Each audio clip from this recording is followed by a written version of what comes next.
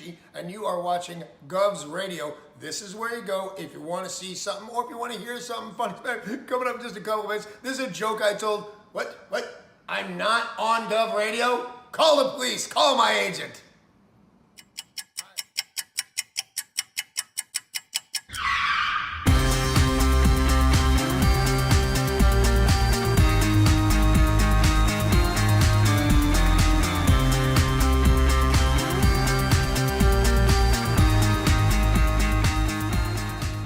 Tony, welcome to Gov. Hey, Joe, how are you?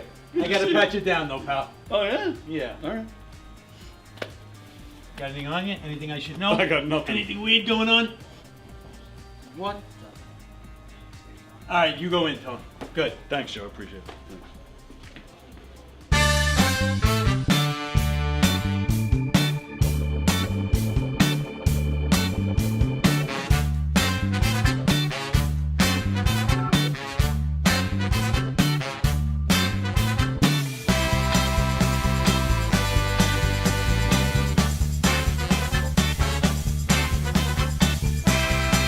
Hi, I'm Tom Kelly of The Tom Kelly Show.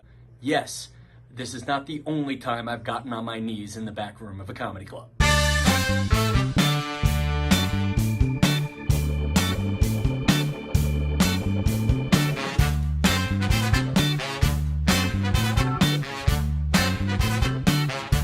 Hi, I'm Tom.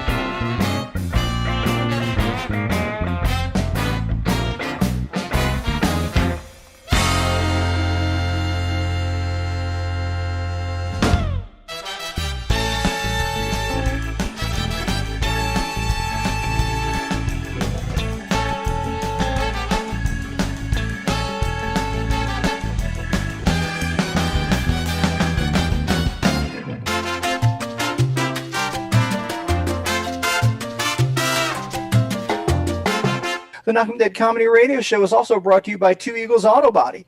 For more than 25 years, Two Eagles Auto Body has been the leader in auto body repairs and customer satisfaction on Long Island. Two Eagles Auto Body handles every type of auto repair, from custom applications and restorations to repairs involving insurance claims. Give Two Eagles Auto Body a call and please ask for John Rossi at 516-328-2527. That's 516-328-2527.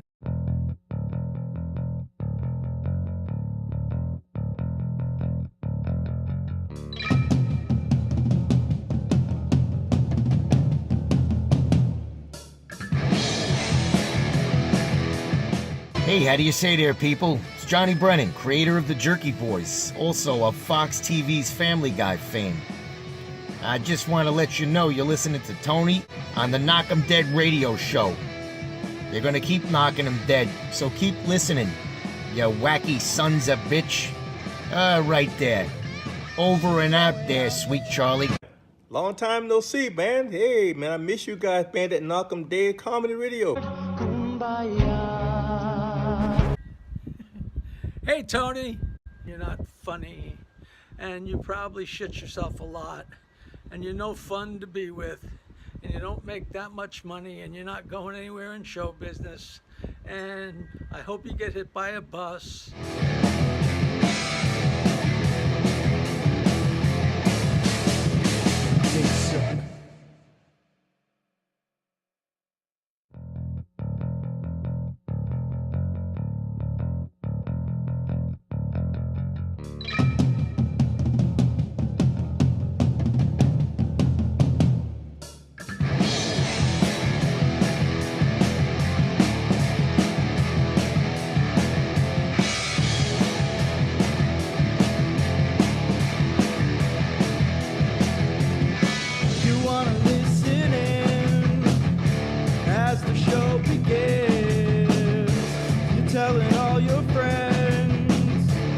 party never ends. Knockem dead.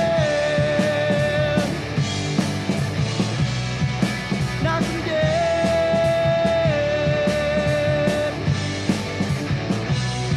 Comedy show.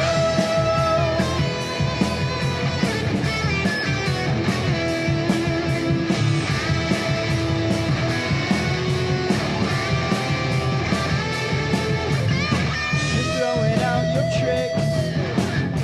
I'm gonna get my sticks. The mic is live and clear for you and all to hear. Knockem dead.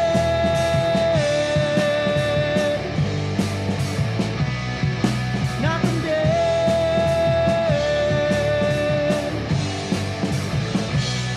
Comedy show.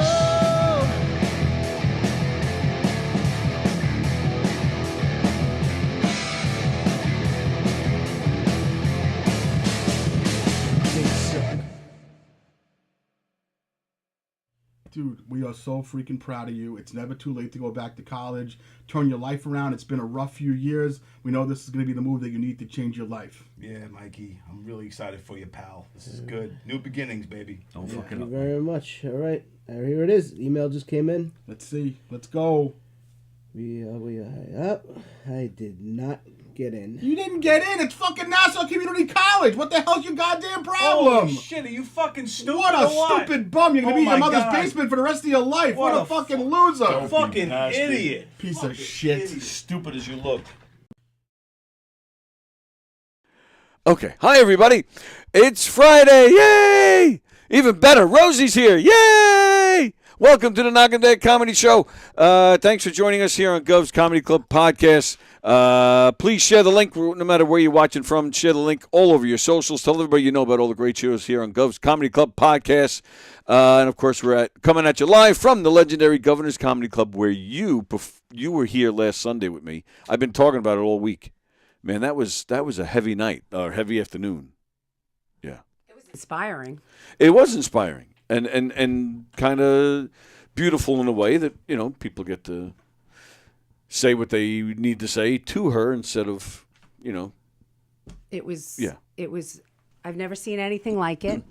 I couldn't get over the strength that Palma had. Yeah, absolutely. I don't right. know her all that well. I've been lucky enough to have worked with her a couple of times and hung out with her in the green room a few times, and she's been lovely to me and encouraging, and we have some mutual friends. No, you mean other than comedians, you mean? No. Okay. Comedic Right. friends. Yeah. I did not expect her to be here. And the fact that she was here was a lot. And the fact that she was able to get up Yes. there and Kill it. kill it. Kill it. She was funny and she was graceful and she was beautiful and she was just natural. Like, I loved when she was like, oh, God, I'm on morphine and 2 fentanyl patches, so whatever if I forgot something. I thought that was great. And Carrie sitting with her up there as like a support beam was just amazing. And Yes. I can only imagine how tough that was for Carrie because I know how much she loves her. And it was an honor to watch, and it really put things in perspective. Yep. I've been saying it all week. It's going to be a day that I talk about, you know, sharing memories from this place. That's going to be up there among, you know, one of the best times, most amazing times. Yeah. And if you don't know what we're talking about, Palma is a longtime comedian, and she's battling a second bout with cancer, and they did a fundraiser for her here, and it was a packed house, and quite honestly, she was very ill during that weekend to the point where they moved up her daughter's wedding. They didn't know if she was even going to be able to make it, and she was here and looked amazing and got up and did her set, and to a standing ovation of her friends and family and other comics, and it was really great. Yeah, it was very special. It was very special. It was sad. I mean, there was not really too many dry eyes in the room, and you don't know the right word to say, like, you don't want to say I'm happy to be here. But it was, I'm glad I was a part of it in a sense that I could witness it. That sums it up nicely. Yeah, I'm glad to be a part of it. Yeah, absolutely. Yeah. You know, I'm glad I got to see it. I feel like I upset you by bringing this up. I'm sorry. No, it was heavy. It was heavy. Oh. It was very heavy. I was yeah. I was sitting with John Botera at the time outside, and well, that would upset me too. And he was like, "You want my sleeve?" I was upset. I was upset. Yeah. I get emotional anyway, but it was. Do you? Yeah. Yeah. Okay. I do. Now I was sensing anger there. There was like that dramatic pause and a look. The side eye. No, I was thinking. Oh, so, well, I don't do that, so that's why I was thrown off. John Rusciello is watching. He says, good morning. Dominic says, Tony and Rosie. Hi. Dominic. Hello. I don't know who, you know. He's a donkey. Hey-oh. And then there's Ann. Good morning, Tony and Rosie. And hi, my sunshine. Nice to see you. Yeah, her and John will have their moment now in the comments. We were scheduled to have comedian Mike Dellaquila. You got it. Mike Dellaquila. No, I think it's really supposed to be pronounced Dellaquila. Dellaquila. Yeah. But I think they just went with Dellaquila when he passed through, you know. I like that. Ellis Island. And they were like, just call him Dellaquila. Well, it's two L's, Della, but then there's one L in Quilla, so it actually should be Dellaquila. Dellaquila. Nobody gets it right when they introduce him. Oh, really? Yeah, so it's like when we do shows and it's like Dellaquila, Panabianco, Calabrese, Fiumara. Wow, that's quite a lineup right there. They're like, holy shit. Yeah. Everyone, like people walk in and they're like, they do the... It's like, don't look at me. Where's all the Smiths and the Johnsons and the Walkers? There's a lot of walkers. Yes. I met the third walker on Sunday. Right, Allie was here. Yeah. Mm-hmm. I hadn't seen her in a long time. And none of you are related. Well, no, but I've told you, Rich Walker is a fake. That is not his real last name. Don't you talk about my Richie like that. I'll talk about him. Love He stole my name. He stole that son of a bitch. He stole my name, and then he might kill me for saying this, but he threatened to sue me once. He did. That's amazing. but he's not a real walker, so he doesn't count. Where me and Allie... What is he, a Walkowitz? And he shortened it? It's something like that, yes. Okay. It is something like that. That's not his name, but it is something like that. I love it. All right. And he changed it to Walker. So, yeah, me and Allie are the true deal. And I think that's... And JJ. JJ Walker. You have no idea who that is. I have no idea. You're what, 45? I love you. I love you too, baby. 48. You don't remember in the 70s, JJ Walker? Dynamite! No. I've heard dynamite, but I don't know who says it or why. JJ Walker. He was a comedian. Well, he is a comedian. He was on a TV show called Good Times. Oh, okay. Yeah. And that was his tagline. And he's still around today. He's still performing in clubs and doing his thing.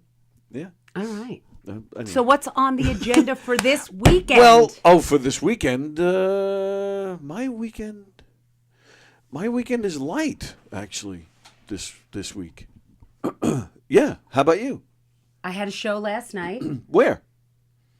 At a bookstore. Ah. I've made it.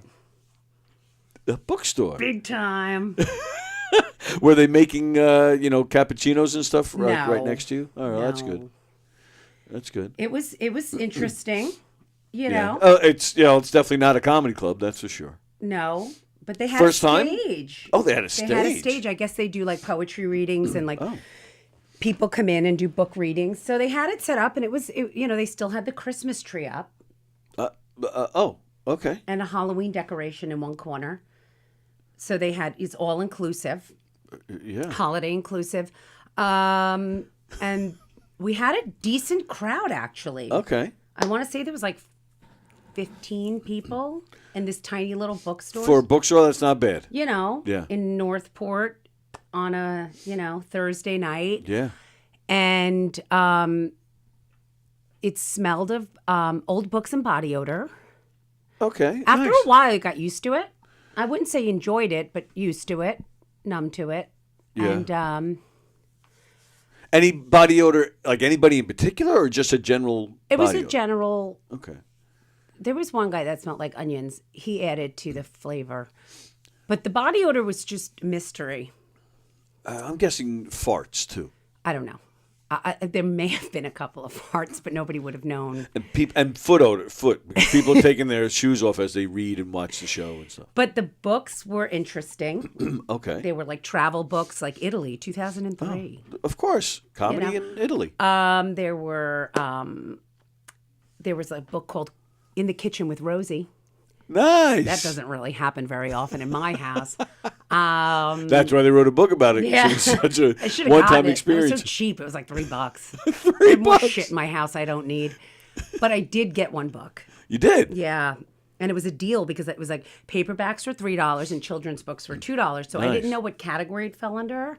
So when I brought it up, she said, well, what is it? Is it a children's book or is it a paperback? I said, it's both. She said, well, let me see it. So I So said, she okay. charged you $5. No, so I got a deal. It was only $2 because it was actually a children's book, but it was written by Bill Cosby, another comedian. Yeah. Yeah. Was he there? Somebody's at the door. Oh, Maybe. Let's hear. We'll wait for another knock. But it's called The Worst Day of My Life, and I feel a lot of people feel that way when they think of Bill Cosby. And Or BO in a bookstore. I mean, is this for real? I mean, tell me this is not a steal for $2. It's definitely a steal. I mean, the children are running from him, Right. And they look panicked. panic-stricken. And he's got his arm raised For to the spread body his odor. BO. This is right. what was happening. And The Worst Day of My Life by Bill Cosby. How amazing is this book? I don't know what to do with it. Yeah, keep it. It was nice there. I feel like it is this out of print? It must be. This is a collectible. A collectible. I know you want it. I do. I know. You want to look at it? It's by Little Bill. Little Books Bill. for beginning readers. And there's a picture of him on the back. And he looks so sad here. He's like, I'm skulking away from poisoning all the women. Poor widow Bill. Oh, poor little girl that I just put poison to. You put the Spanish fly in the drink, and the drink. And this is where I brush my teeth after I have my Jello pudding pop. Don't want to get a cavity. He's like, oh no. But she won't see my cavity because she's already passed out. That's a nice looking one to poison right look at here. that. She's like, Bill, I got your rape clothes. Your rape clothes. He's like, I'm looking mighty fine. Oh, look at that. I'm Look at ready that. to rape. Oh, yeah. I'm going to go in the kitchen, Rosie's kitchen, and I'm going to make myself a nice little... Do some vaping, do some raping. Do some vaping and raping. Oh, look. Oh, he's a little Bill here. He's like, oh, look at what's under that shirt right there. Oh, I'm looking up this girl's skirt. Uh-huh. I didn't look at this book yet. See, look. Oh, look, little Bill's at a party. Yep, and she's got her eyes closed and yawning. She's about to pass out, so you can do the raping and the vaping. All of these women. The taping of the raping and the vaping. This is they use this in court, for the class action suit. That's right. This is all the women. These are drawings by the court. Court cartoonist. And he's going to say she was asking for it. Yes, well, he's going to say look that. at the way she was he's dressed. He's going to say she was asking for it, and I don't like that shit. Yeah, little Bill. This guy's pissed off. He knows what's up. Or like, I didn't know. I didn't know. I thought they were asking for it. I thought they won. I thought they liked it. He's like, where's Theo? Where's Theo?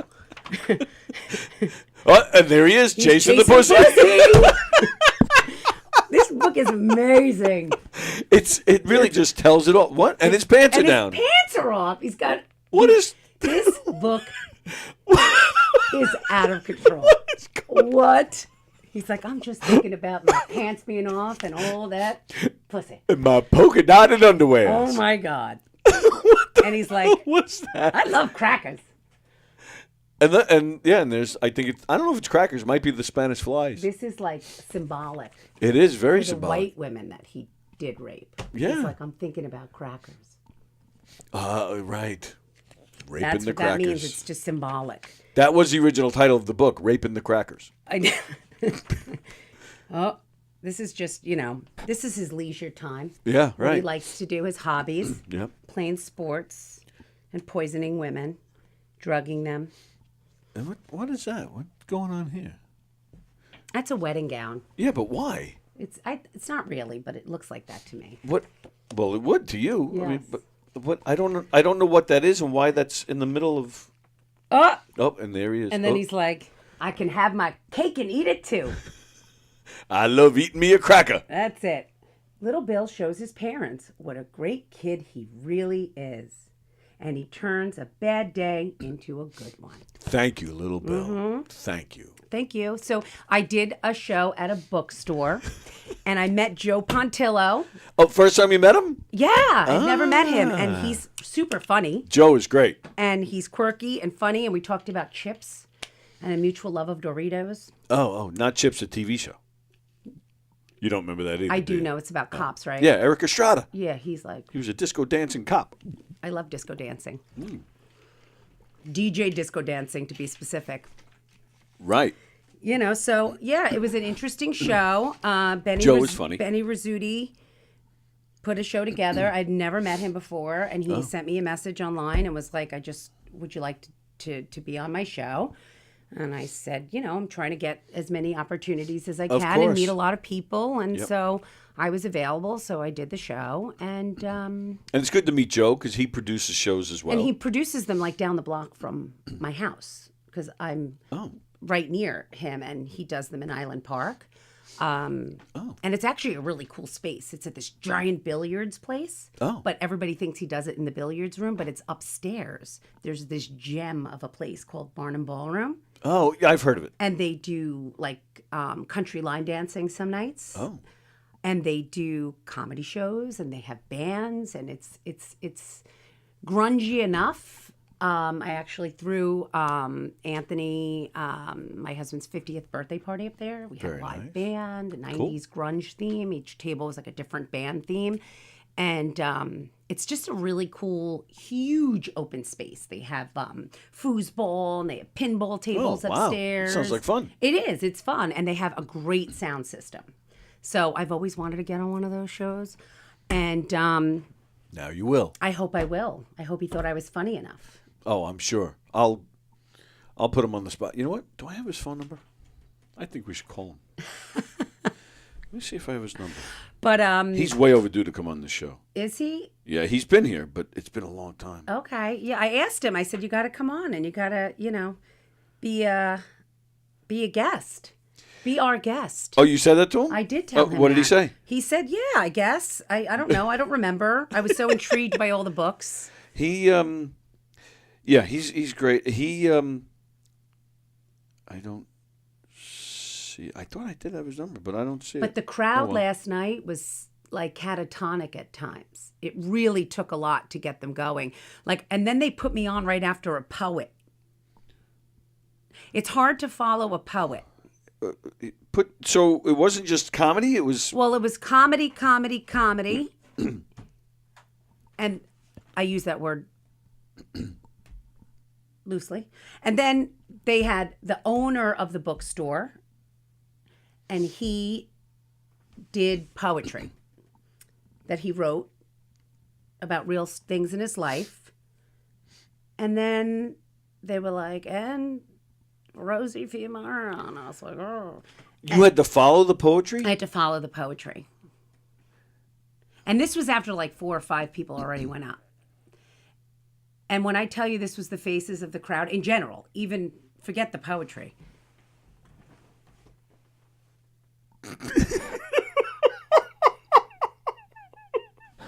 And they were so close to you. How close were they? About 3 feet. Oh, that's close. So close. Yeah.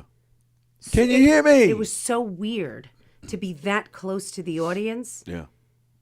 And they're just like, no tables, no food, no beverage, Right, right. just a couple like every once in a while someone would crunch on a Dorito, and you're like, So I got up there and I was trying to get the energy up there. So I'm like, hey, what's going on? And they were all still like, so I finally was like, well, I guess the carbon monoxide is working in here. Because they were all My favorite is when you get the old ladies, like they open up their pocketbooks and they're getting those little candies. So you just hear, and they can't seem to get it open. So it goes on for like half the set. And then finally it stops and you feel like you can get something. I mean, out. Listen, I was lucky enough in that room to I got some laughs. Like I actually got laughs because there were a couple people that went up and they didn't get any laughs at all. And it was like, wow. Not even like a sympathy laugh. Like they just were, I don't even know if they were, it was like their soul had left their body and they weren't even there. I was like, holy shit. Yeah, book shows. I've done a lot of book shows. Not so much stand-up comedy, but acting with various troupes. And yeah, bookstores. Yeah, sometimes they're great. Sometimes they're. But you know what? It was good practice because I have a show tonight and I needed to get the words out because I had been away and I felt like a little like I forgot what I was supposed to say. Really? So it was good to get the words All out. the drugs in Amsterdam took. I you had to I'm find like it. brain dead. Like You I had was to like, find Rosie comedy. I was like, I don't know what. What do I say? That would have been funny right there. And then I ended it with like Merry Christmas because the tree was still there. I'm like, why is the tree here? Yeah. And the Merry Christmas got the biggest freaking laugh. Oh, really? Yeah, I was like, all right, well, have a great night. Merry Christmas. And they're like, ah! I was like, okay. Fuck you guys. And Benny hosted? Yes. And he did a set in between every single comic just to make the night longer. Let me tell you, I'll tell you a story. The first time I ever met Benny, back in, I think it was 98 or 99, Don Sill was doing a show, kind of like a talk show, but on cable access. You know, this is before podcasts. This is, pretty much before YouTube and internet. But so he's doing cable access, doing a talk show. And he asked me to just like come. He gave me a security guard outfit. And he said he was having a band. He was having two comedians. And he said, when they're done, chase them off. Instead of just, thanks. I was like, okay. Benny does his thing. And I was just messing around. But I just thought I didn't know any of these guys. But Benny does his thing. And I just thought I'd try to be funny. And I totally messed this up. So I'm taking Benny off. I was like, come on, let's get out of here. Let's get it. And Benny said, I got to go, or am I being arrested? Something like that. And I said it, again, messing with him, but I was so loud, and my face was right on the mic. I went, but I didn't do that on purpose, just like kind of where I ended up in scuffling with Benny. I went, you sucked! And I walk him off. And immediately, as I'm walking him off, I'm like, oh, I can't believe I did that. Like, I felt awful. Didn't see Benny again for, I think, like 10 years. Oh, my God. But, of course, when I did see him, he was like, you told me I sucked. And I was like, yeah, I did. And he was doing a talk show out of a studio called Madhouse TV. It's no longer in existence. And they had, like, a website and YouTube and stuff. So he had me as a guest. But sure enough, first thing he brought up when I was his guest, I was like, oh, fuck. Yeah. Sorry, Benny. Oh, no wonder last night when he was like, what are your credits? Credits?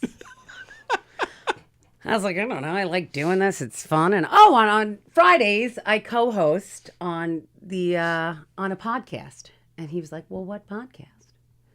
I said, at Governor's, the Knockem Dead comedy. And he was like, with Tony Walker? And I was like, yeah. He's like, okay. Come on, really? No, he was but I could see his demeanor was like, oh, all right. But maybe because he said he used to have a show here. He did a game show with Don. Yes. Okay. Yeah. He was very lovely to me. Benny is lovely. Absolutely. And he was very gracious about having me on without even knowing me. Right. No, Benny's. I get along well with him and his wife. They're good people. But yeah, he. I got another weird story with Benny. So Don, we're making the movie. Don and I, making our movie. We made the first installment 3 years ago, and Benny was supposed to be in it. And I forget why, scheduling issues. He ended up not being in it. But He came to the first rehearsal. We had the rehearsal in here, and he hung his jacket up on the rack over there. And at the end of the night, everybody leaves. He didn't take his jacket, so he messages me. He says, "I left my jacket." And Andy Plajanos, have you met Andy? No. He's another local comedian. He hosted with me on Fridays for a few years. So, and he lives out in Suffolk, and Benny's out in Suffolk.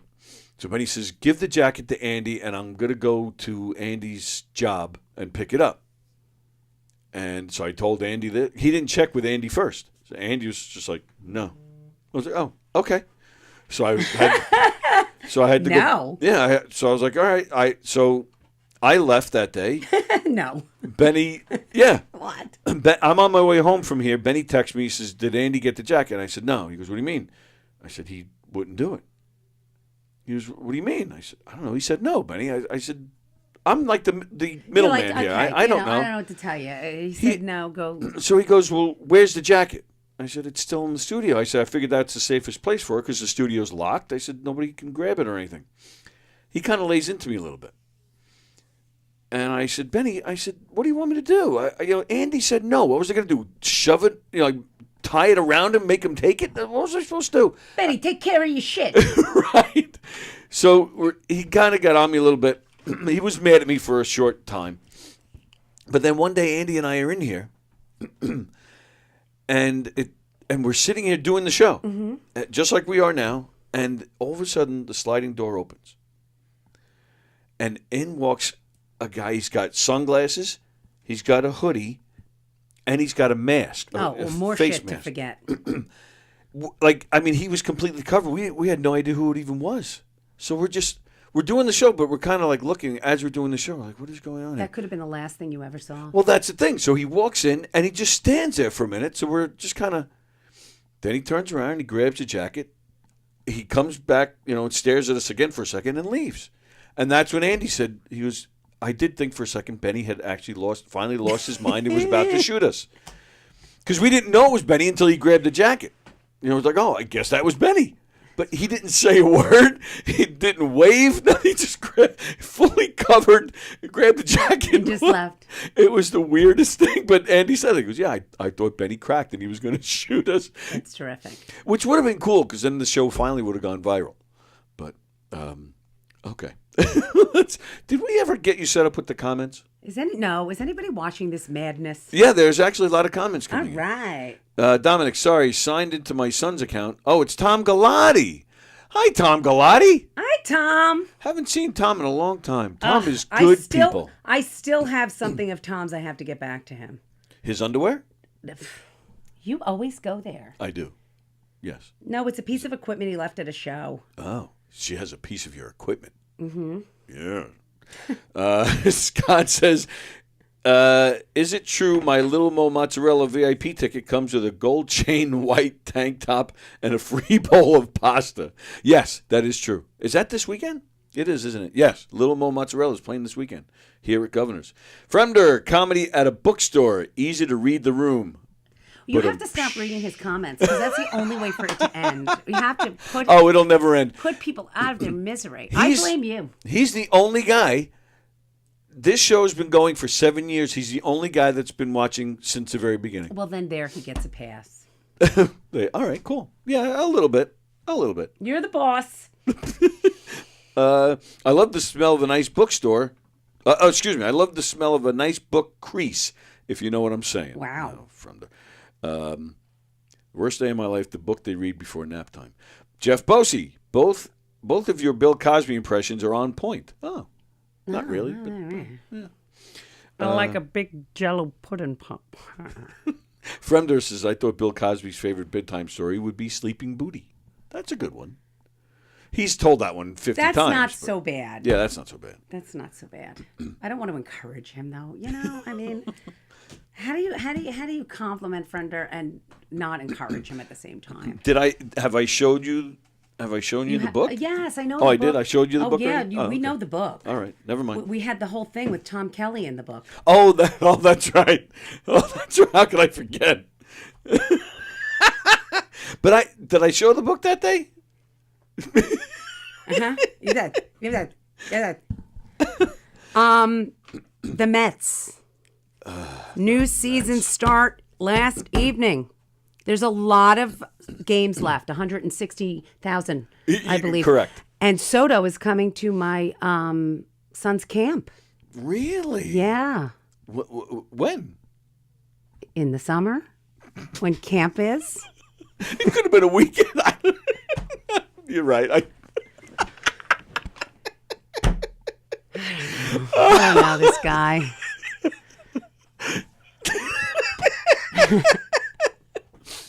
Wow, that's pretty cool.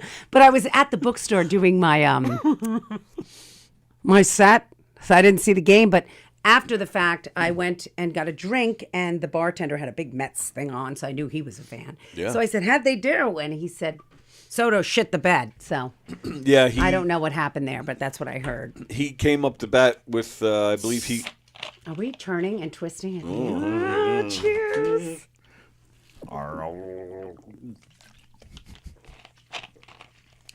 Yeah, he had an opportunity to tie the game up, and he blew it. But he did have a hit. I think it was his first at bat. He had a single. The whole team though didn't really do much of anything. So I don't blame him. I don't single him out. There was really the starting pitching was bad. Yeah, there was really nothing going on. But the Skankies won, so congratulations to them. The Skankies. The Skankies. Well, now they can have facial hair, so they can really get skank. That's right. Well, but it's got to be neatly trimmed. They said. Mm. Are you a facial hair kind of girl? Yes. You are. Yeah, I am. You know, I feel like most men look better with a little facial hair. It's like a face moo-moo for men. A face moo-moo? You know, have you ever seen like a nice looking guy and then all of a sudden they take off the facial hair and it's like, you know? That's me. You start seeing like double chins and crevices and creases and bumps and dimples. You know, I feel like it you know, it's kind of like if I was bald. It'd be a different story. Yeah, absolutely. You know, like let's knock on wood. I hope I don't have to. But, you know, I feel like hair can, you know, help for men here, for women here. And oh, that totally reminds me. It's like women can do makeup. Men, you know, I mean, they can now, but, you know, for the most part, women can do, you know, they can put a little concealer, they can put some mascara, fake eyelashes, and, you know, but men, it's like they wake up, they rinse their face, That's and it. hopefully brush their teeth and walk out the door. And it is what it is. It's like, you know, you got what your mama, what did they say? Shake what your mama gave ya. That's what men do. And that's it. It's just like that, too. So, you know, we shake what your mama gave. That's how we walk around. And, like, that's it. But the facial hair helps. Now, what about a white beard? Is that distinguished or is that old? For somebody of my age now, yes. Maybe 20 years ago, I'd have been like, oh, looks like an old man. Look at that old creep. Yeah, but now, you know. So, earlier this weekend, I don't remember which day it was. Might have been Monday. We were talking, something with the white beard came up. And it was then suggested that I color it. No. No? No. Oh, all right, because then I took it further, and I said, well, every week when Rosie's here, I'm either putting on underwear or we're sharing candy or we're doing something a little nutty every week.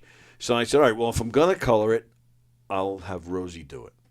But you don't think I should do it? I don't think so. Okay. I think it would be so bold on you, and I think this is a soft, it's kind of got a little bit of, and it fades into, it's very natural, and leave it that way. Okay. Like, sometimes you see these guys, and it's like, they look boom. Yeah, yes. You know. I really didn't want to, but I figured for the show's sake, it might be fun to do. We could find other things. Other things. Yeah, okay. we could, like, you know, figure it out. Okay. Well, I'm gonna think of some things. Nice. Mm-hmm. Hair plugs. Let's do hair plugs here. My goodness. Can you imagine? Well, have you met Eric Tartaglione? I was just thinking of him. I didn't want to say it. Oh, well, he talks about it in the set.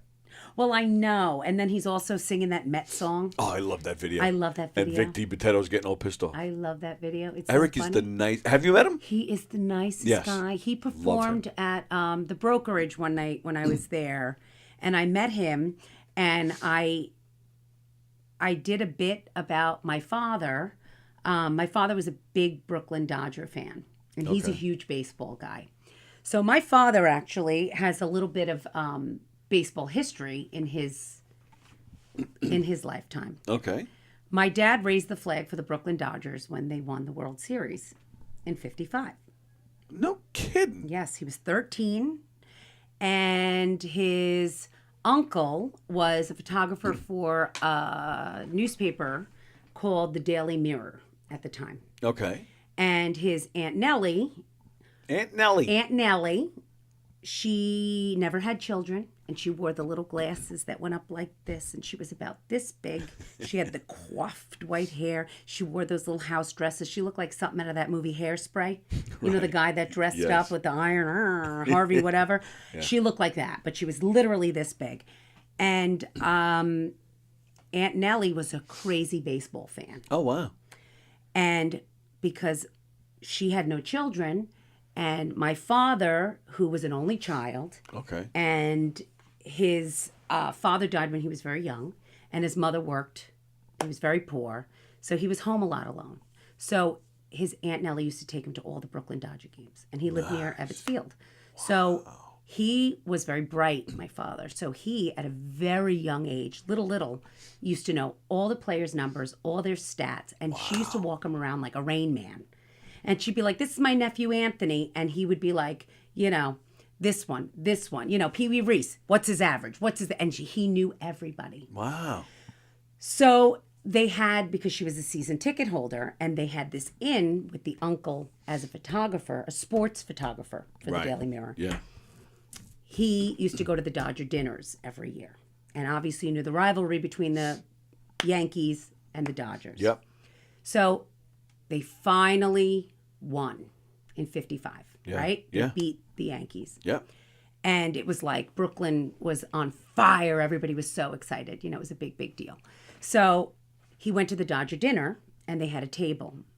And they had a raffle. And they picked one adult, and they picked one child. So that on opening day in '56, they raised the flag. And then they got to walk the first baseline, and then sit in the dugout with the team, get a day off of school, go sit and be on a radio show, and hang out with the whole team, get autographed baseballs from the entire team, management, owners. My goodness. You know, all kinds of merch and stuff like that. So he was at the dinner, and he said that he had used a pen that was all messed up, so it was like... And he said as soon as they spun the raffle bin and the guy had trouble reading the name, he said, I knew it was me. Like, I just knew it. And they were like, Anthony. He was like, Anthony McCarry, that's me. And he said he just ran towards the front, and he was flipping out. And it's funny, I wrote a joke about how I asked my father, what was the best day of your life? Was it like the day you met? Was it the day you met Mom? Day you were born? And he was like, no. Was it? What about the day, you know, you became a father? Right. And he was like, Rosalind, that's easy. And I said, and Eric Tartaglione was there. No, this is easy. It was the day the Brooklyn Dodgers beat the Yankees, and I said at Ebbets Field in '55. So I did the joke. Yeah. And then at the end of the show, Eric comes up to me and goes, I love that joke. I'm a huge baseball fan, but I don't like to come up to somebody and give them any kind of, you know, notes or anything, unless they ask me, you know, but I have to say something. Go what he goes. They weren't at Ebbets Field. They were at Yankee Stadium.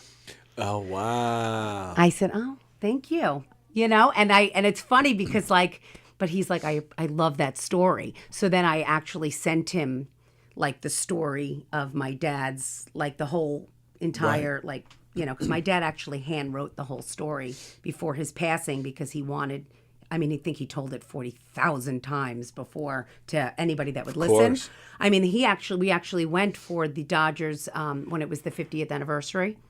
They invited him to Holy cow. the Baseball Hall of Fame. and he had a panel, and there was all these geezers with their Dodgers jackets and their Right. hats, and Yeah. he was signing the picture. It's in the Baseball Hall of Fame, the picture. I gotta. Oh, And I have all the baseballs still Really? signed by everybody. that's probably worth something. Huh? I think so. Now, I let me, because maybe I missed it. It happened at they won at Yankee Stadium. So then he didn't raise the flag. He raised the flag at Ebbets Ebbets Field, opening day of the next season. 56. Right. So you're correct. But they won at Yankee. Well, yeah, but that's not where he raised the But flag. I said when they beat the Yankees so at his Ebbets favorite Field. best day of his life was when they actually won, not when he raised the flag. Yeah, but I think in the joke I said something about them. I don't remember Yeah. exactly. I didn't do it again, that joke. Oh, no, it's it a great needs- joke. It needs... I thought it was funny. I haven't done it again. Oh, I would totally. You know throw what that it in. is? It was long-winded. I got to chop it. It's Yeah, wordy. but that's that's a nice build up to because you think it's going to be when I met and your then, mom and then at the end, boom. I'm like, you know what? Forget it. Right. Like I'm trying, and then I think I said something like, "But all right, well then, what was the second best day of your life?" And he's like, something like, when Cha-Cha Rodriguez took me under the Coney Island boardwalk in 11th grade. Are there pictures of this of him? Yeah. with the I got to look for this. Yeah, I'll show you. Hello, Mark Hirschman. So I'm enthralled by Rosalind's story. Well, who isn't? But I missed the part of who was the comic that came up to her about the mistake about Yankee Stadium versus Ebbets Field. Eric Tartagliani. Oh, okay, yes, longtime Yankee fan, Eric Tartaglione. Correct. He's having convulsions just hearing you say that. Mr. Matt gonna sing inside my car. I could watch him do that all day long. It's the cutest little thing I've ever seen in my life. Yeah, Mark agrees, obviously. Certainly a great story. Obviously, it hit close to home. I lost my dad a few years ago, but he was born in 1938. He was 17 when the Dodgers won the World Series in 1955. It was certainly one of the greatest days of his life. And when he passed, and the funeral directors told me, you got to give us a suit or whatever it is to lay him to rest in, I said no. He'll be laying to rest in his Brooklyn Dodgers jacket, and that's what he wore when he went. Nice. When he went to his final resting place, my father. May he rest in peace. Oh, I that's love great. that. When we did the wake for my father, we had people send like you do like the wreaths or like and it's his dad or whatever. We had one made with just like the B in blue and white. Unbelievable. Yeah. So beautiful. Cool. Yeah. And we put him with his Brooklyn Dodger hat, and I mean, he said it was the greatest day of his whole life. And I used to kid around and be like, "But what about us?" And he'd be like, "I love you guys so much, but you have no idea what it was like to be like, fuck you, Yankee fans." Like, Oh, I bet. It's interesting. And I wrote. I'm sure Tony saw it. I wrote a post about opening day yesterday and baseball and how significant it is to me. And my dad was my first coach and so forth. So your story just kind of enhances the significance in a lot of our lives of how important baseball is and was to our parents. Yep. I'll send you a copy of that picture so you can see it. Oh, I'd love that. It's I would my love father that. printed like a stack, and he used to he'd tell people the story, and they'd be like, "Oh, you want to see the picture?" He'd be like, "Here you go. Here's a copy." I'd be like, "Oh my God, really?" Yeah. I would cherish it. Please send it to me. I will. Where is I thought I saw on an advertisement that Mike Dellaquila was on the show today, Tone. Yes, he may come for the last couple of minutes. He had a personal situation going on, so maybe we'll do a reschedule. Gotcha. Good. Well, I don't want to keep you guys. I just I happen to hear that, and certainly when I hear talk of baseball and there it fathers is. and Brooklyn Dodgers, I was enamored. So He I just found the wanted to picture. interject. Okay. He's going to put it up. Yeah, I'm going to throw the picture. Oh, my father would have loved this. You think I like attention? All right, so there's little Tony. Hold on, let me see. Tony's gonna. I'm on a delay here. But let me go so ahead that's and, and I'm going to zoom. hold on. Oh, It's not up yet, right, Tone? Or it's coming up right now? it's it's not up yet. Wow, this delay is 30 seconds. It's coming, Mark. It's coming. Oh, man alive. That is unbelievable. Yeah. So, yeah, and in a second I zoom in. So that's her father, the first face that you see next to the flag. That's her father. And I'm going to I'm zooming in on him. Yeah, look at that. That's amazing. Wow. That is that's crazy. Yeah. You know, my dad, I mean, I'm sure that that Rosalina's dad was the same, but my father loved Johnny Padres and Pee Wee Reese and Jackie Robinson and Duke Snyder. Like, that's, you know, I knew so much about those guys as a little kid. And I don't know, I guess it was a little bit strange that I became a diehard Yankee fan when I was 7 or 8 years old. But by that time, Brooklyn was already gone, and they were the LA Dodgers, and they were never the same. My father he loved the Dodgers, but it wasn't the same. Once they left Brooklyn, it was a whole different ballgame. No, my father said it was like he was so heartbroken, and that's why he became a Met fan, because I feel like he couldn't become, he felt like in his heart he couldn't be a Yankee fan.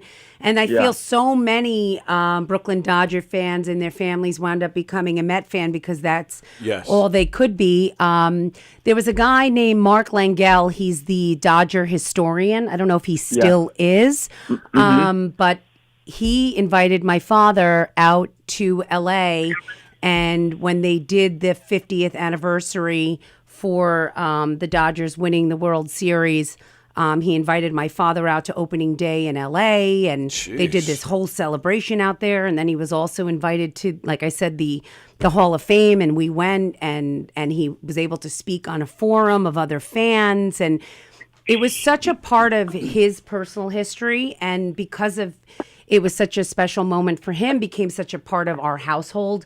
Like he had an office with so many pictures and memorabilia. He became a collector. Like in my house, I have a chair, I have a seat from Ebbets Field.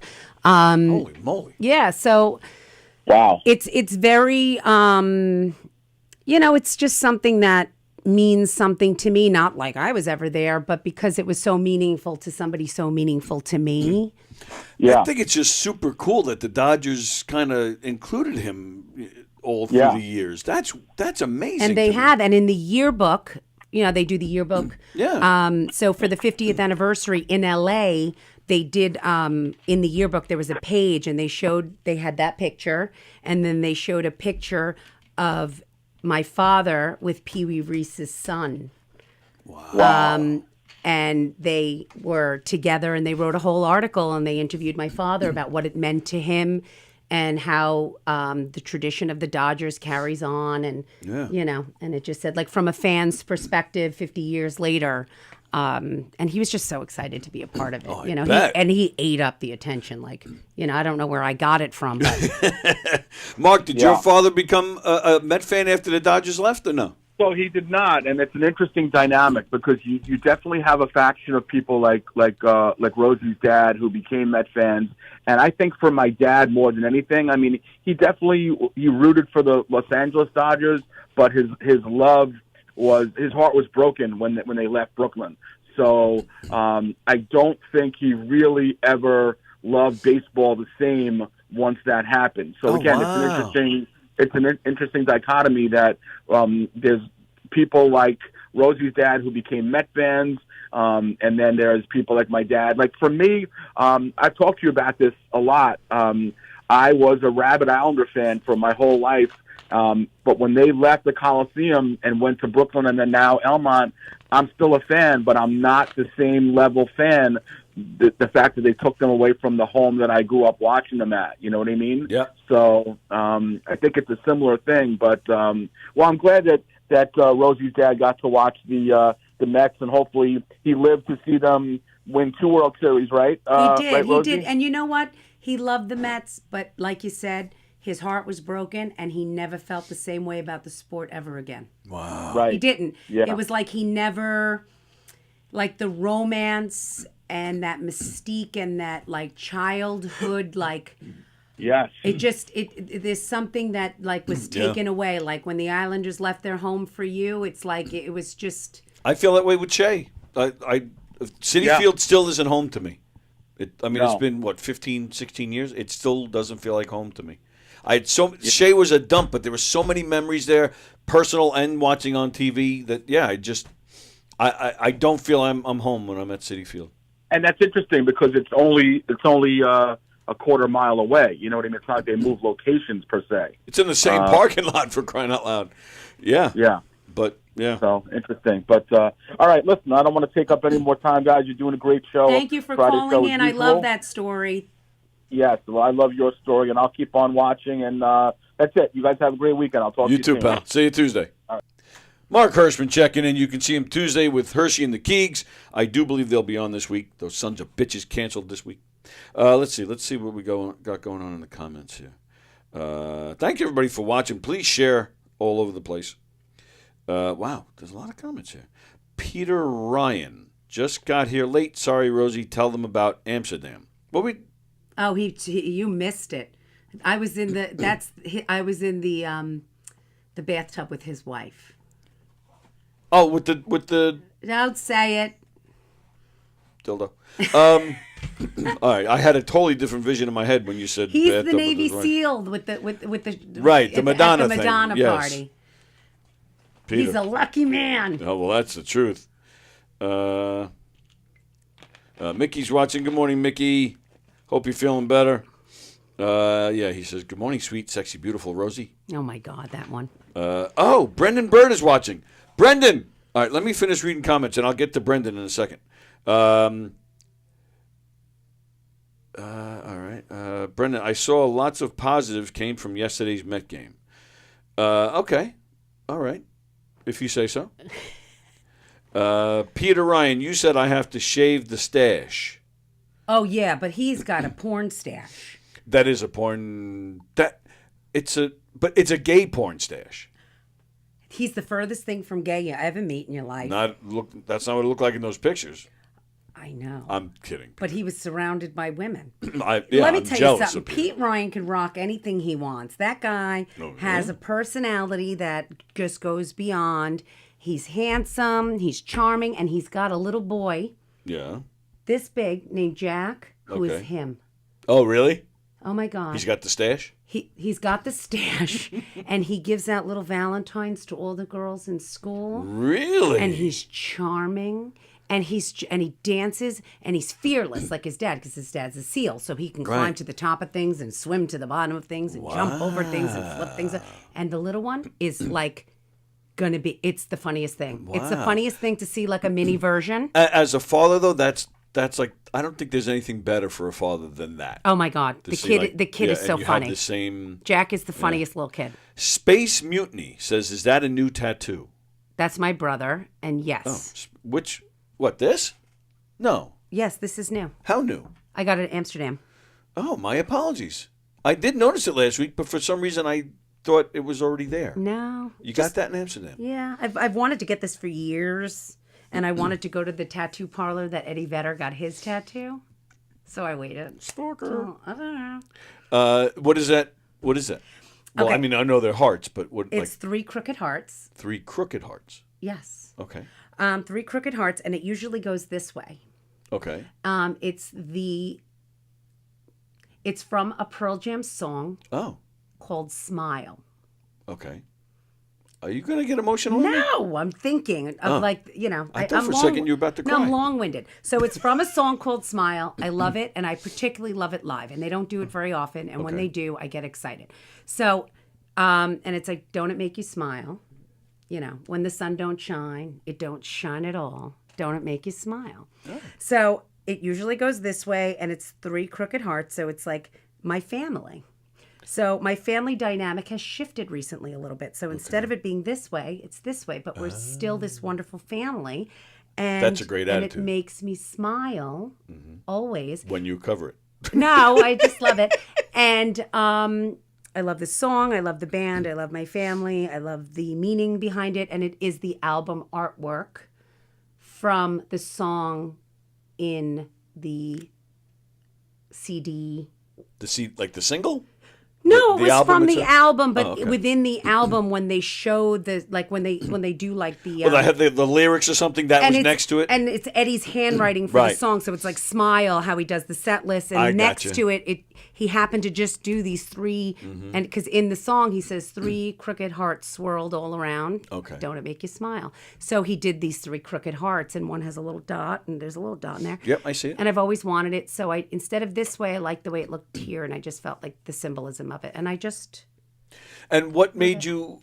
And why there? Like, why not here or here? Like, I don't love my upper arm. I'm thick. And I just felt like this here was a little bit more delicate, and I can, it's like it looks good this way, it looks good this way. I kind of like the way it kind of swirls all around. Nice. And it's in a good placement.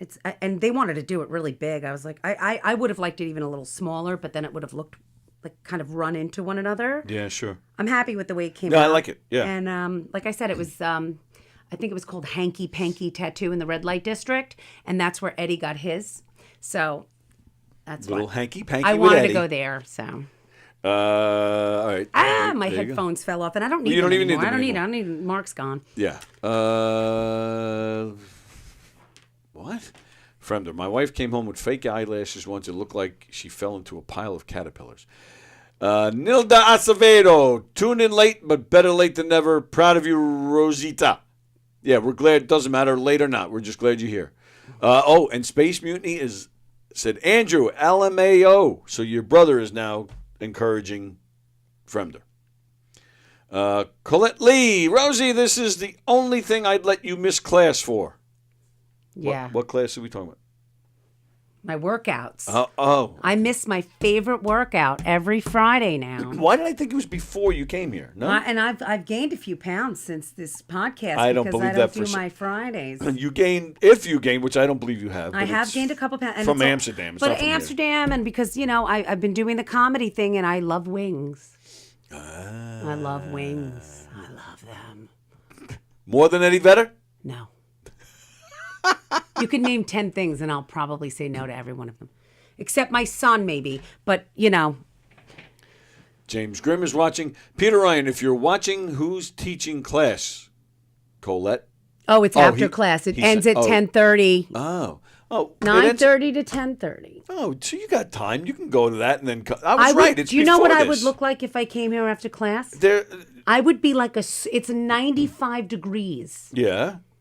And an hour of like power, Pilates, cardio, planking, Just squatting. like being here. Just like being here. It's a workout. You know what I'm going to do? What are you going to do? I'm going to go to class. On Friday. And I'm going to come here straight from there. You're going to need a nose plug. I'm disgusting. There is no such There's thing as gonna a be disgusting an Rosie. ass print of sweat in this chair. Then I might switch chairs. So gross. Let's see. Fremder's attacking Rosie. You guys are going to fight. Mm-hmm. Let's read some comments really means let's read one comment until Rosie starts talking for the rest of the show. Mm-hmm. Oh, my goodness. Listen, I'm here to talk. I'm not here to read your shit, Fremder. I do like you, though. You seem like a very nice man. He is a very nice man. I'm sure you are. And I'm going to bust your balls because that's what I'm here to do. Exactly. That's what we do on the show. I don't need any beef. Tano Aces? Don't forget about the ballpark chairs. Oh, okay. Taino. See, that's... Those are the Puerto Rican indigenous people. Yes. Taino. Fremder. One time I met a Yankee. Get it? I met a Yankee. And he wonders why. Just keep talking. I don't know why I'm laughing at that, but I actually did like that. Such fond memories of baseball when me and my grandfather used to go to the stadium to watch the grass grow. Stop it. John Rusciello, everyone can thank Walter O'Malley taking the Dodgers from us. Oh, I know that. Yep. I've heard that name. Okay. Okay. I do talk a lot. She stopped working out everything but her mouth on Friday, says Fremder. Wow! Shots fired! Listen, I know I talk a lot. It's what I do. But that's what we need on the show, people who talk. It would be a boring show. I've had that in here. People come in. So you did this? Yes. You had a good time? Yeah, it was a lot of fun. All right, so you know. Oh, were you? She's offended by Fremder. She's shutting up.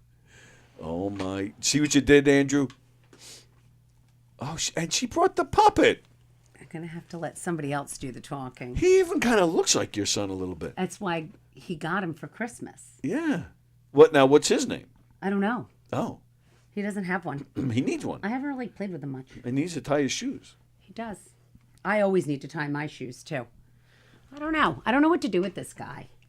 I haven't really had time to like. You haven't developed him yet? No. I don't even know what his personality would be. He looks wild.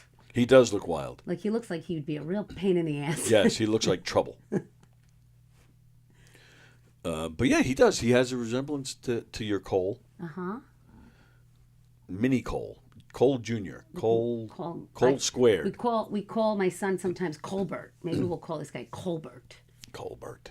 I kind of like it. Is that your son's full name? No. I don't know. I'm not like sick. We're like, oh, let's call him Colbert. Well, thank goodness. I wanted to name my son Lorenzo. Lorenzo. And then his nickname would have been Enzo. Okay. And then the other name that I really, really, really loved, Gavin. Okay. Gavin. I got poo-pooed on Gavin because my husband said, oh, no, I went to high school with a Gavin and he was an asshole and I can't get that name out of my head. No way, no way. Wow. And that was like my number one choice. Somebody scarred from high school. And then after like my son was 6 months old, I was hanging out with his brother and I was like, yeah, I really wanted to go with Gavin, but, you guys went to high school with that guy named Gavin. And he was like, we didn't have a Gavin and we went to school with a Garrett. Oh, jeez. Oh. And I said, Anthony, his name was Garrett. And he goes, whatever. I'm like, it's only his name forever. That's all. Whatever. But Cole, he's 10, right? 10? Mm-hmm. So he's grown into it. He's now Cole. Oh, he's such a Cole. Absolutely. And, I wanted an Italian name because Anthony's family's from Italy. And, it's Fiumara. And I was like, Lorenzo. Yeah. I was going to say Cole done it. No. Right. Like, and his cousins have such white names like Avery. Alexa. My mother-in-law had such trouble, and like she was like, the baby is the name of Aba, Abory. We're like, yeah, Avery. She's like, Abory. Abory. We're like, yeah, Avery. She's like, oh, okay. That's hilarious. Mm-hmm. See, there's all this character stuff. This is stuff you should be doing on stage. Is this John calling? It is. Hello, Romeo. How are you? Happy Friday, everybody. Happy Friday to you, pal. Rosie, with a last name like yours, you would really name your son Garrett? No, not Garrett. It was Gavin. But Gavin's not an Italian name either. Gavin. I mean, come on. That kid would have been harassed his whole entire life.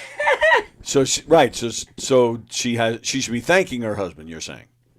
Well, no, she finally came to her senses. Because let me tell you something about Spanish or Italian women. The husband has nothing to say about the naming of the child. All right. They say, listen, I was married to a Spanish girl, a Dominican girl for over 25 years. All right. Everything, yes, Papi. Oh, I'll do this, yes. They do exactly what they want.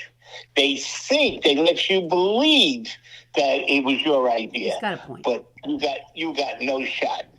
Believe me like that. It was a hard no, though, on the Gavin. What's that? Okay. All right. Well, I just want to wish everybody a happy weekend on the air. All your wonderful listeners, Mr. Walker. Thank you. You too, Mr. Rusiello, sir. Yes. Have a wonderful weekend. You're a breath of fresh air. I'm assuming he's talking to you. No, I'm talking to you, you jerk off. Thank you, pal. That's very nice. I appreciate it very much. Goodbye. Goodbye.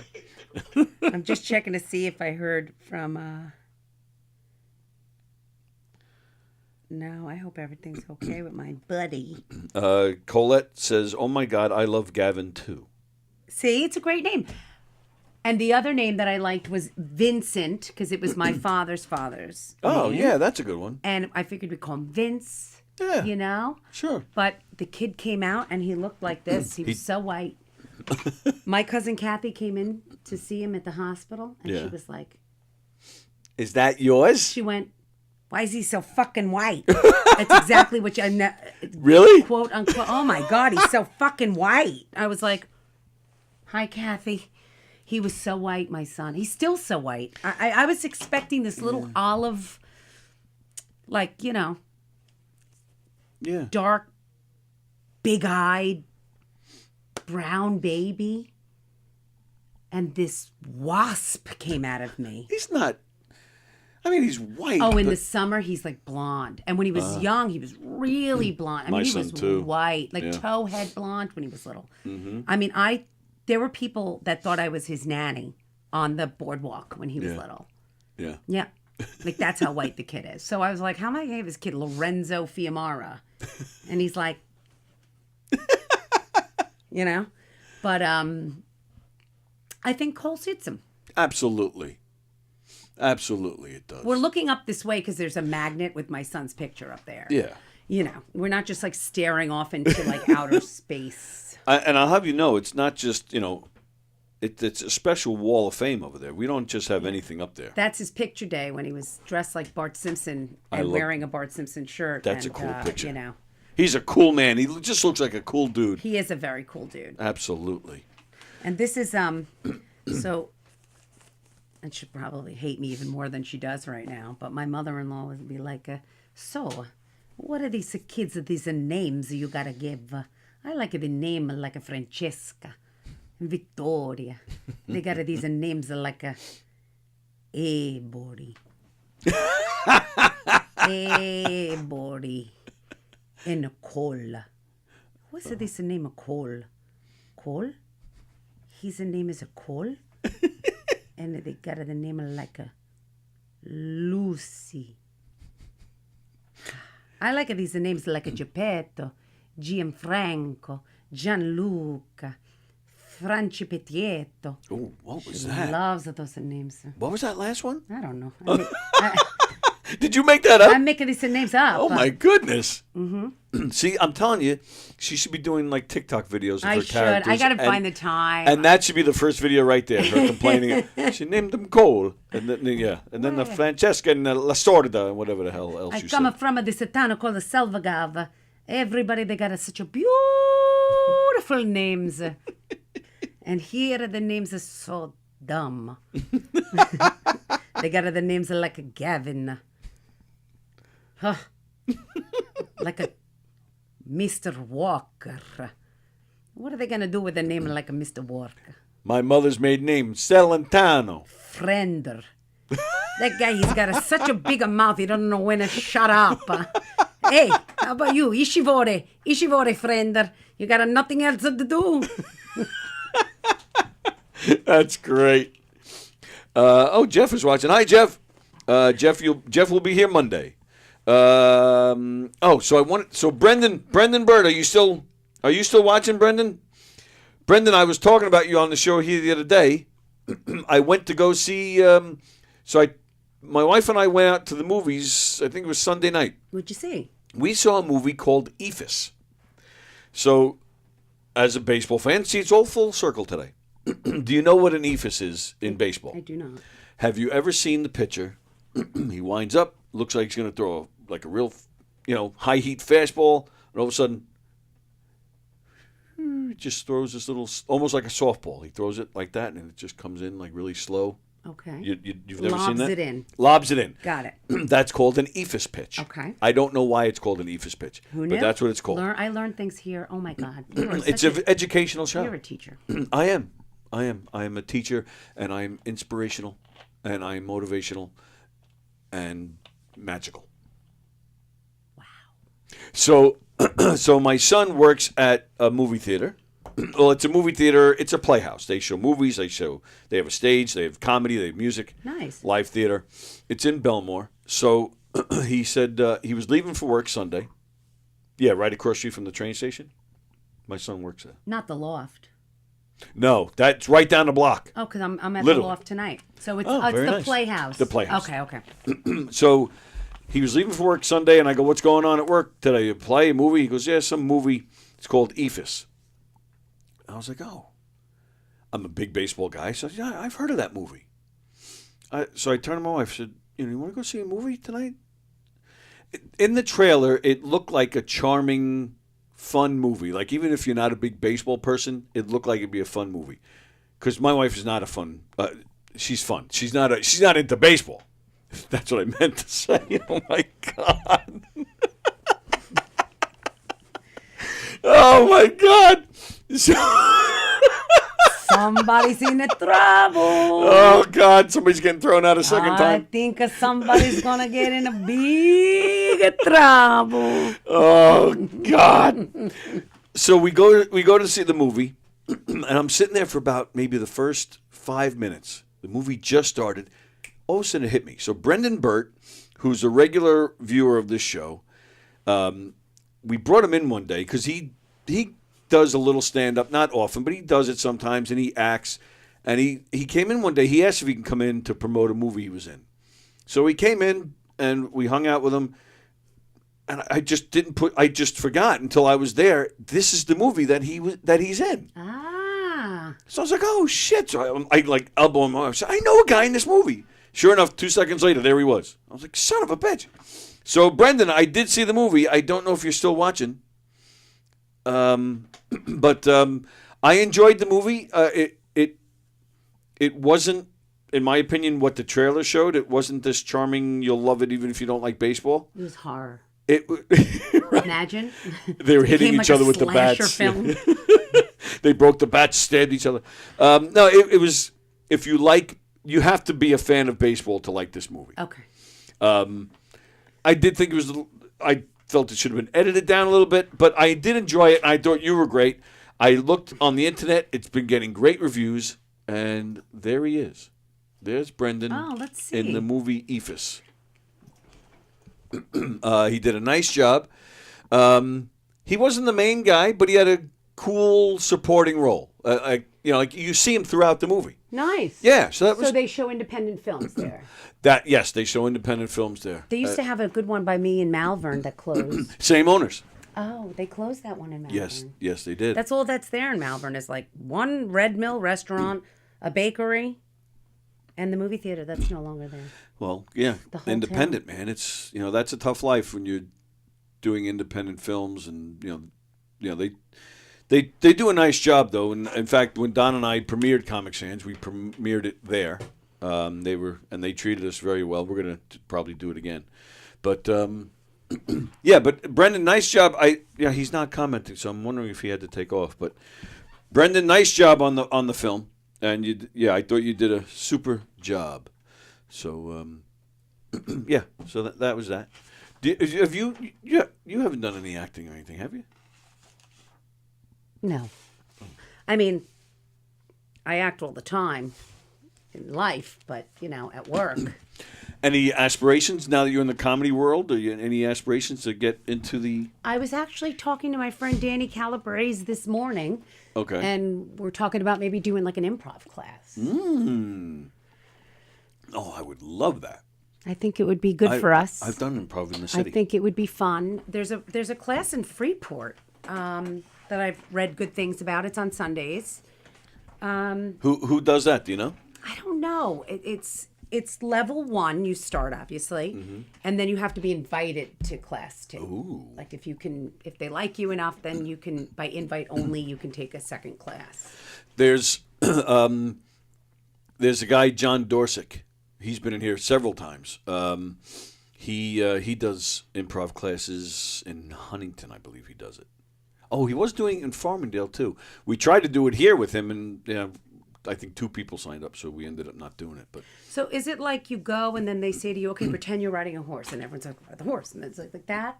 Like, okay, everybody pretend you're at a bar and you're ordering drinks, or let's all go to the movies. And there's actually, believe it or not, I personally, to the naked eye, I feel people are just, they think it's just that, and that people go and I've heard even people say it's easy. Just you tell them to do something, they do it. There's actually rules and do's and don'ts, and there's a science behind it. So it's not that simple. You didn't mean it that way. I'm I know. not trying but to minimize it. I know that. I'm just trying, like, in a nutshell. I remember Yeah. when I took the class originally, and I was in the class with Tyler Noble. He was very involved, and he has done it for Yes. years, and he's done Yes. it in classes and stuff. He explained it to me a little bit, and I know he loves it, and I kind of thought I could, not that I would be good at it, but I think that it would be something that I wouldn't be afraid of doing. Right. I Because can see you think you doing have to it. kind of like be able to almost embarrass yourself a little. Okay. Not necessarily, but yeah, possibly. But I mean, yeah, what you were just doing with the puppets. I mean, it just flowed right out. Yeah. And then I said, what was that last name? Oh, I just made it up. That's improv right there. Okay. And I think you'd be really good at it. And again, because you're so quick with characters and yeah, you just seem to throw yourself in it, which is what you have to do with improv. You have to, you just, like you said, at the risk of embarrassing yourself, you just have to go for it. I could totally see you doing it. Totally. Yeah, I want to do. I want to do. Yeah. I was talking to Don about, like, he says he does that. What is that? Donversations and stuff like that. Yeah. I'd like to talk to him about stuff that he does, just to see, like, other aspects of the. I love being on stage. I love doing the Yeah, me stand up, too. but I feel like for me, I enjoy more of a less scripted. I mean, you were invited to do, some murder mysteries, but It's more of a time thing. yeah. James Grim says, "What? No, Mike? Mike had a scheduling issue. We will reschedule with him. I've been asking him for a long time, actually, to come on the show, and then I figured, oh well, why else would he come in? So that made sense. But then he couldn't make it. Mike's a good guy. Oh! Speaking of improv, this is perfect. Next Friday, we have a gentleman named Scott Baker coming in. Okay. Scott Baker does an improv show. Really? Yeah, and he is fantastic. He does little stand-up. Well, he has done stand-up. He doesn't really do it anymore. But he's come through he came through the trenches with Joey Cola, Richie Byrne, all the good ones. all the heavy hitters that have been around for a while. He came through with them. In fact, I looked on GoFundMe for Palma. Mm-hmm. He donated $1,000.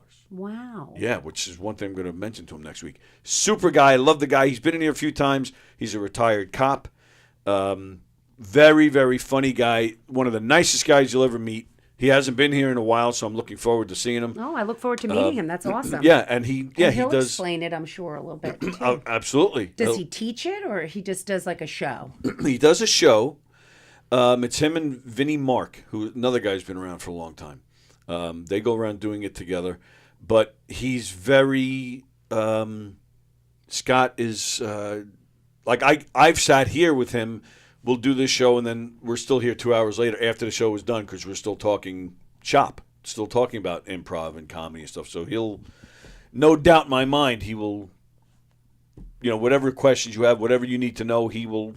He's very generous in that sense. The only thing I know about improv from what I've actually seen is that show with Wayne Brady. Oh, Whose Line?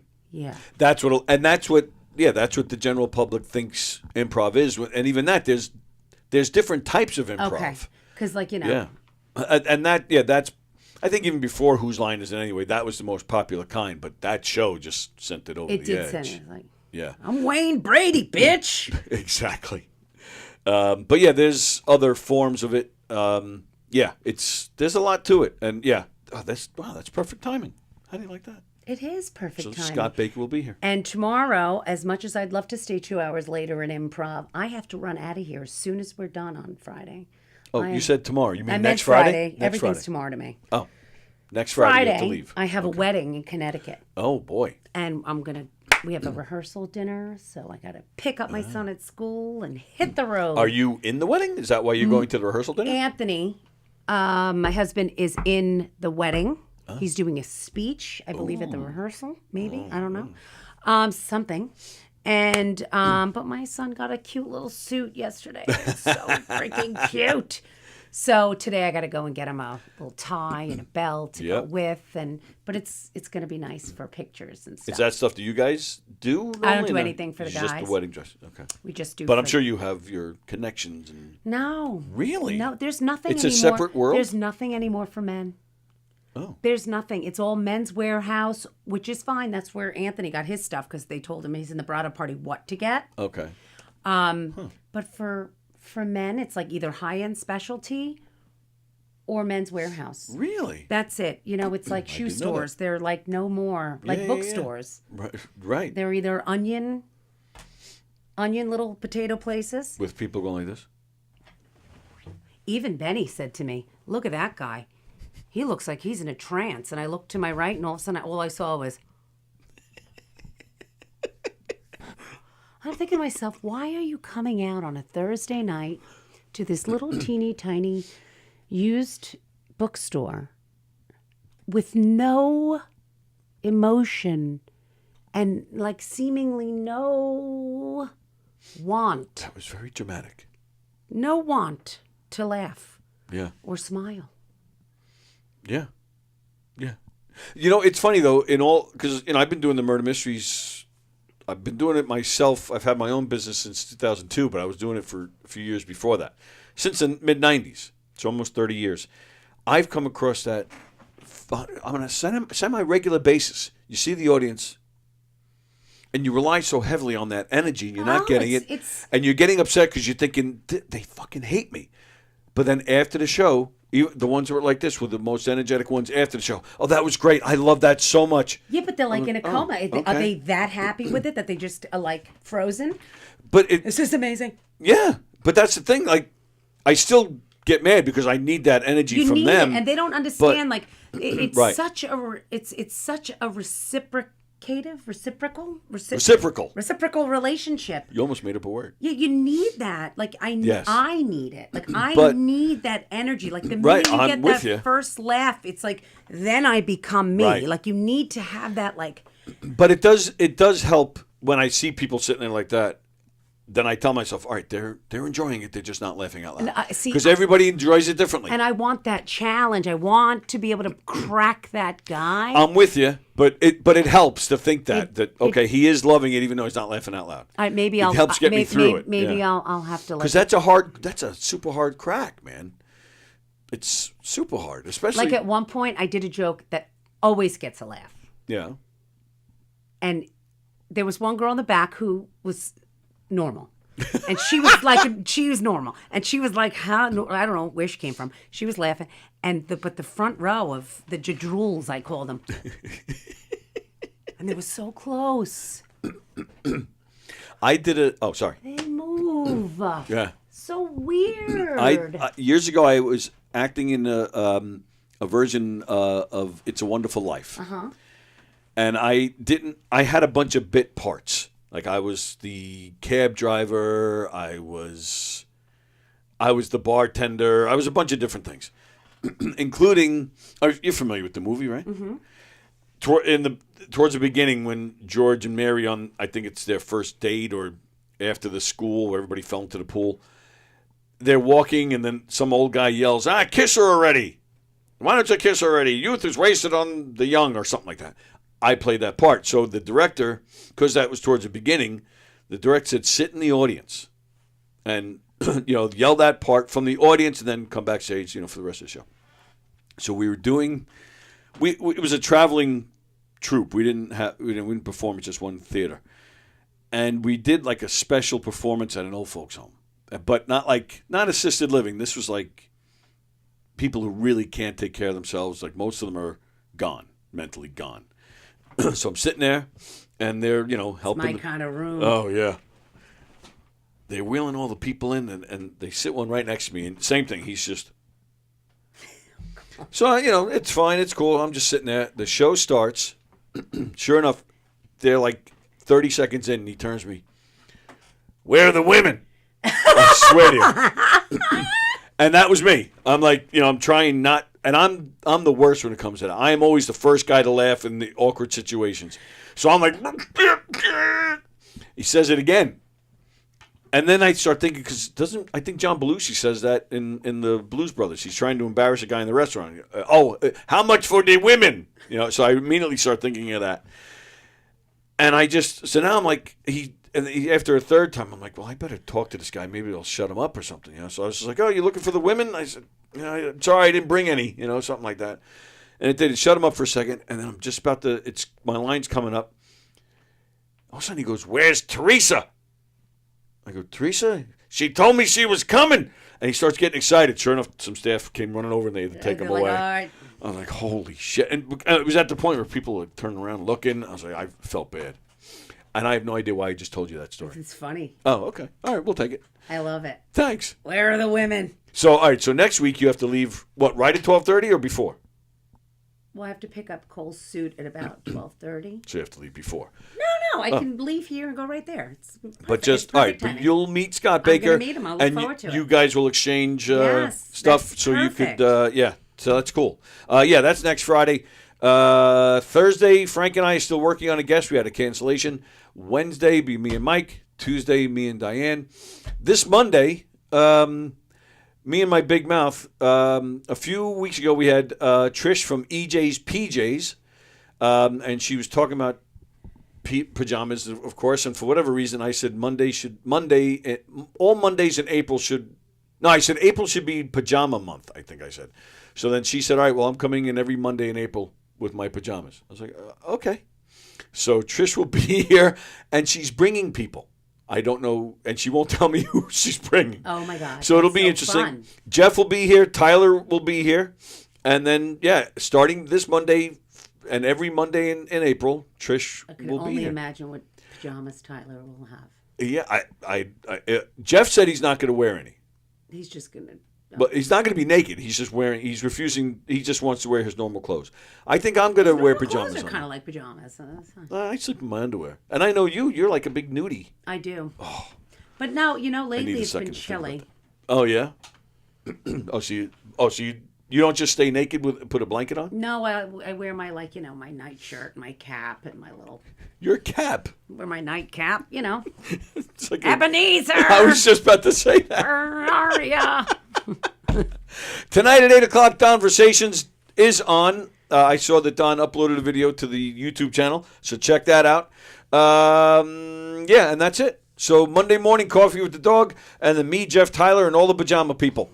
And, thank you. Fun as always. Love hanging with you. Come to the loft tonight, 8 o'clock. Very nice. Some funny friends. Or you can come hang out at Governor's. Oh, yep, that's right. Gotta do it. Des Bishop, Vanessa Marshall, and Rena Sofer from General Hospital are here this weekend. Little Mo Mozzarella. I heard, Jeff also last night went to the show here in the Giggle Room. Richie Byrne, Chuck Fox, Mike Keegan, Tyler Noble. Jeff said it was a fantastic show. Also playing Governors this weekend, John Ziegler, Joe Curry, James Grimm, our pal, he's playing the Gig Room tonight. Damian Lemon and Peter Antoniou. And that is all. Everybody have a great weekend. Thanks for hanging with us today. We'll see Rosie next Friday. And that is, and of course, Knockem Dead Comedy. Govs.com, KnockemDeadComedy.com. We're out of here. Thank you. Thank you. Thank you. See you guys.